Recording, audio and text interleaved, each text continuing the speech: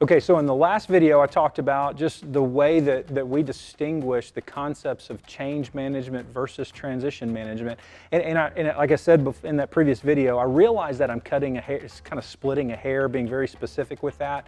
But I think it's an important distinction because so many leaders spend time trying to imagine and think about energy planning, trying to define the new thing they want to become, but they don't really spend the time and energy architecting the pathway of transition to become that new thing. Well, the next big principle that I want to talk to you about now is just this idea of stewardship.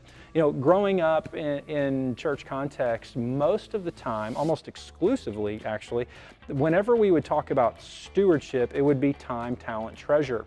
And as I got older, started looking at digging into Scripture, I started to imagine stewardship beyond just the time, talent, treasure kind of ideas, and I started using these concepts of time, and it's kind of a, you know, when you start thinking of time, it can be very philosophical in its discussion and understanding, but I want you to walk through this with me. I looked at time through the lens of kairos and chronos. Kairos is this Greek understanding of time. It's like seasonal time. So one of the ways that people would use this idea of kairos is for the seasons like spring, winter, summer, fall.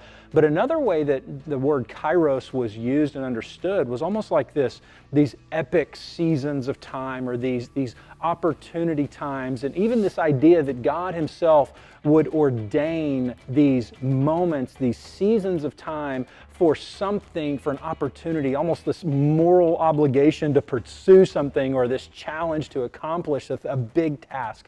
So that's this idea of kairos. It's this seasonal time, right? Chronos time is where we get our modern word chronology, right? I mean, if you have a watch on your hand, like I've got an Apple Watch here, you know, that is what you're using to measure time. That is more defined time, where this is seasons and epochs of time. This is more defined, specific time. So how does that relate to stewardship? Well, here's the deal. The way that we manage our chronos measured activities, the way that we manage our moments, moment by moment, that time, talent, treasure, we are stewards when we allow the season that we're in, the kairos reality that we're in, to determine the way we behave in our chronos moment. So, silly example, I'm shooting this video in San Antonio, Texas in August, okay? So this is not a cold time of year. So the season that I'm in determines the clothing that I wear, right? So the season you're in determines the way you manage your moments. And as individuals and organizations, what happens is over time, seasons change, and when that season changes, the opportunity for us is to change our behavior so that we could align our behavior with the reality of the season we're in. Okay, that's the big idea. So we're stewards. We are being stewards when we allow the way we manage the moments that we're in to be informed by the season we're in. So a practical example of this, my uncle would give me the benefit, and I mean that. It was a true gift from my uncle. He would take me up to his property up in Oklahoma, and we would do farming type of things. Well, when I grew up, in that time in Oklahoma, peanut farming in the southeastern part of Oklahoma was a big deal. Well, when the season of time came to plant the crop, right, we would use a plow. We would turn over and aerate the soil. We would do some things to prepare the soil for the planting of the seed. So the season we were in determine the tools and the behavior for that particular issue, right? Well, when we fast forward to harvest season, take a wild guess as to what specific tool we did not use. Well, we didn't use the plow, right? We used something else. In fact, here's how I want to illustrate this. A lot of times, or when seasons move, this is a reality, individually and organizationally, seasons change. If we try to steward the season that we're in through yesterday's activities, we're not being a steward. So get this, go back to my plow illustration. The fact that I used a plow to help prepare the soil over here when it's planting season actually demonstrated stewardship. But when the season changed and it was now harvest time, if I recreated the use of that tool in the new season, guess what? I'd be in a new season using yesterday season's tools, and I would actually destroy the crop. So the thing that I did in the previous season doesn't necessarily translate into the new season, right? That's the big idea.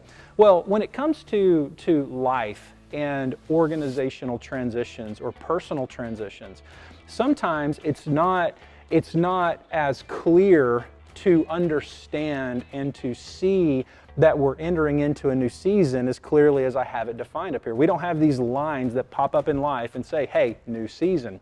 So we have to rely on some things. Here I put the illustration here for you, going back to that change and transition, right? One season to the next, that is a change conversation. What's new? What are we becoming? And then the transition, it really aligns with these points here. And how do we move our practices? How do we change the way we're doing things? Well, biblically, as a Christian, the Bible teaches me a lot about the concepts of faith and fear, and both are incredibly important gifts from God. Both are like guardrails to the soul, but we have to apply the concepts and those principles the right way. Faith is designed by God to be a forward-facing muscle, right? We apply faith in the way that we step into the future. And fear, biblical fear, the kind of fear that God actually elevates as a virtue, right? That's healthy fear, is always facing backwards. But because we go through these seasonal shifts, right? We go through change, and seasons are constantly moving, and there's this constant tension in our soul of how to shift our chronos activities to align with the seasons that we're in. What happens is we'll actually get these principles backwards, and we get to that point of transition, right? We know the change that we either know the change that is coming, or we haven't defined the change, but we know it needs to happen, and we don't know how to transition or what we'll do is we'll start casting our fear forward, and we'll start casting our faith backward into our previous season's activities, into our previous season's tools, and all of a sudden now we get stuck, right? Seasons are changing, but we've dug on our heels, either just out of casting our fear forward, or we just become obstinate and we refuse to move. But this idea of stewardship has been deeply embedded into everything that we do, because we desperately want to come alongside organizations, ministries, parachurch organizations, individuals that are navigating seasons of transition.